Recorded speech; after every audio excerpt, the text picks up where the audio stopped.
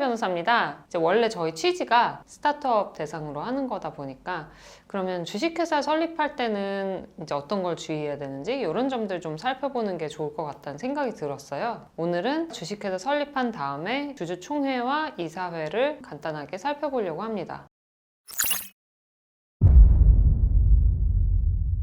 제일 먼저 이제 생각을 해볼 게 어떻게 회사를 설립하지? 간단하게 설명을 드리면 세 명이 같이 우리 회사를 설립해보자 이렇게 얘기를 할 수도 있잖아요. 그러면 이거를 발기인이라고 해요. 회사 설립 목적이 뭔지 그리고 회사 이름은 뭐가 될지 이런 거를 같이 정해가지고 그 다음에 할 일은 이제 발기인들이 이사와 감사를 선임하게 돼요. 예를 들면 제가 원범님한테 원범님이 이사를 해주세요. 호우님은 감사를 해주세요. 저도 이사를 하겠습니다. 이럴 수 있잖아요. 이사 감사가 선임이 된 거예요. 그 다음에는 이제 뭘 하면 되냐면 주식에 관련된 사항을 정해야 돼요. 우리 몇 주를 발행하고 자본금 얼마로 할까 이거를 정하는데 우리나라에서는 자본금에 대한 규정이 있을까요? 없을까요? 전 있을 거라. 자본금에 대해서는 특별한 규정은 없고요. 되게 좋죠. 유럽의 일부 나라에는 그게 있는 나라도 있어요. 근데 그게 없는 게 회사를 자유롭게 설립하는 데는 더 좋죠. 그래서 이제 회사 설립을 잘 할 수 있게 이제 만들어준 제도 중에 하나라고 생각하시면 될 것 같고, 제일 많이 하는 거는 아주 작은 회사들은 5천만 원도 있는 것 같고 1억 원이 넘는 회사들은 당연히 많은데요. 제일 작은 거 제가 본 데가 보통 500만 원 5천만 원 이런 것 같아요. 500만 원짜리 회사를 설립한다고 생각을 해보면 자본금은 500만 원, 주식 발행 수는 10,000주, 그럼 한 주당 가격이 얼마가 될까요? 500원이 되겠죠. 이렇게 우리는 설립을 할 거다라고 이제 정하고, 그래서 그 다음에 요걸 근거로 해서 정관을 작성을 하게 되죠. 그리고 요 자본금이 500만 원이면 어쨌든 500만 원을 납입을 해야 회사가 설립이 되는 거잖아요. 우리 회사는 자본금 500만 원이야 라고 하는 거니까. 자본금이 10억 원 미만인 회사는 그냥 그 잔고증명서만 같이 제출을 해도 등기가 됩니다. 이런 식으로 우선은 회사를 간단하게 설립을 하게 되죠. 그럼 이런 절차를 밟아서 정관이랑 주주총회 의사록이랑 주주명부랑 이런 거를 이제 법무사님께 갖다 드리면 법무사님이 등기를 해주세요. 직접 해도 됩니다. 직접 해도 되고. 등기가 된 다음에는 이제 회사가 설립이 되는 거예요. 등기 일자가 법인 설립 일자가 되는 거고. 이렇게 생각하면 우선 1차적으로 법인이 설립이 되는 거고, 발기인들이 이사와 감사를 정했잖아요. 그러면 이제 회사가 설립된 다음부터는 회사의 어떤 중요한 의사를 결정할 때 누가 정할까요?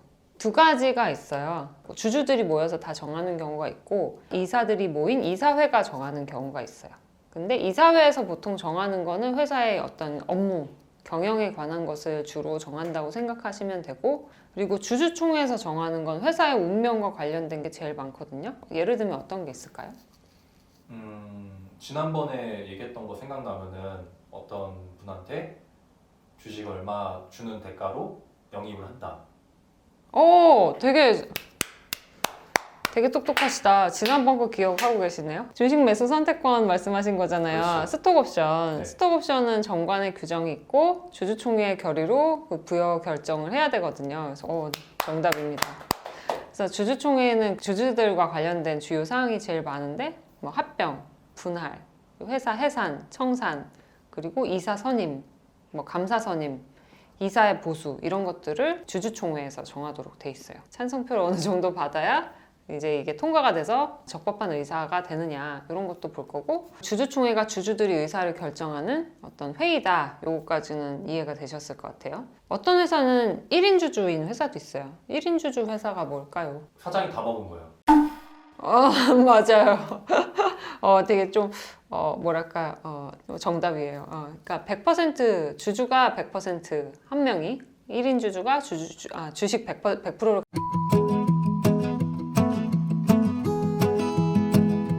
또는 이제 자기가 사실상 영향력을 모두 행사할 수 있는 경우, 그러니까 주주랑 주주의 특별관계인 주주의 남편이라든지 또는 아내라든지 이런 배우자, 직계혈 쪽이 이제 다 합쳐서 전체 주식 100%를 갖고 있는 경우, 이런 경우도 1인 회사로 보고 있어요.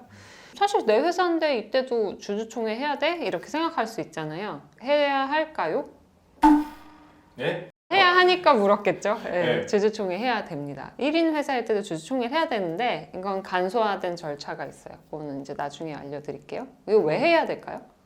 지난번에 말씀하셨던 것처럼 법적으로 혹시 문제가 생기지 않을까요? 그럴 수 있죠. 전에도 항상 제가 말씀드린 게 회사랑 나는 동일한 인격체가 아닌 거예요. 제가 회사의 주식을 100% 갖고 있어도 회사는 회사고 나는 나라서 계약 주체도 회사 명의로 된 계약이 나에게 영향을 직접 미치지 않고 내가 어떻게 뭐 한서희란 이름으로 한 행동이랑 내가 100% 어떤 회사의 주식을 갖고서 대표이사로서 한 행위는 전혀 다른 거예요. 제가 뭐 음식점에서 한서희가 밥을 먹었다고 해서 회사에다 청구를 할 수는 없는 것처럼 그런 관계는 별개에 있는 거예요.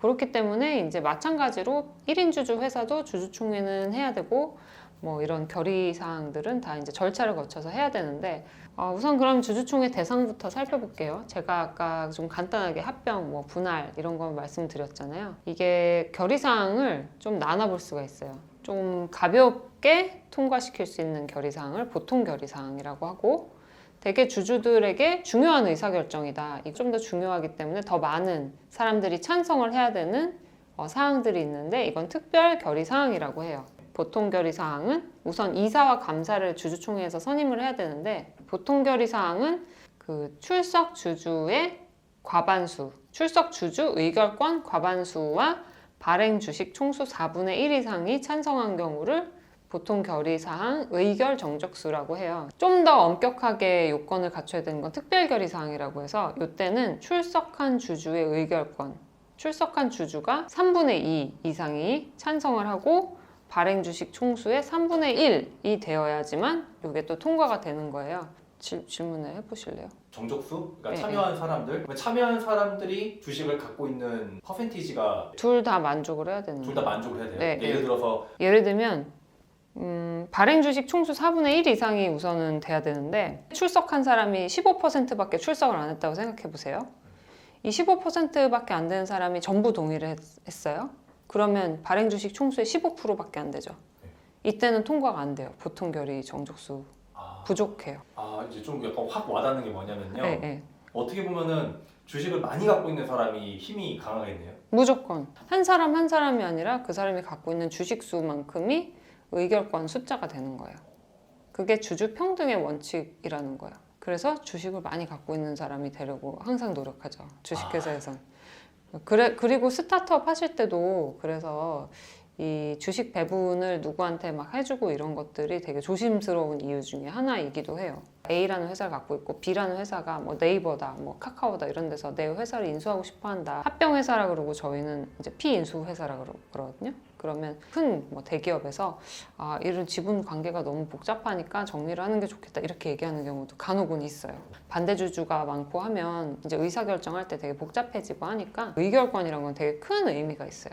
근데 다시 돌아가면 보통 결의사항은 좀 평범한 것들, 이사와 감사를 선임하는 거, 해임은 또 아니에요. 해임은 아니고 선임하는 거는 보통 결의사항이고 이사와 감사의 보수와 관련된 사항, 뭐 이사한테 얼마를 준다, 감사한테 얼마를 준다, 이거는 주주총회 보통 결의사항이에요. 특별 결의사항 중에 또 하나 있는 거는 그 스톡옵션, 주식 매수 선택권에 관련된 건 그거는 이제 좀 더 정족수가 엄격하죠. 더 많은 사람이 동의를 해야 되는 건데 그건 스톡옵션에 관련된 사항들이고 그 다음에 재무제표 승인을 주주총회에서 해요. 재무제표가 뭔지는 아시죠? 알죠. 네.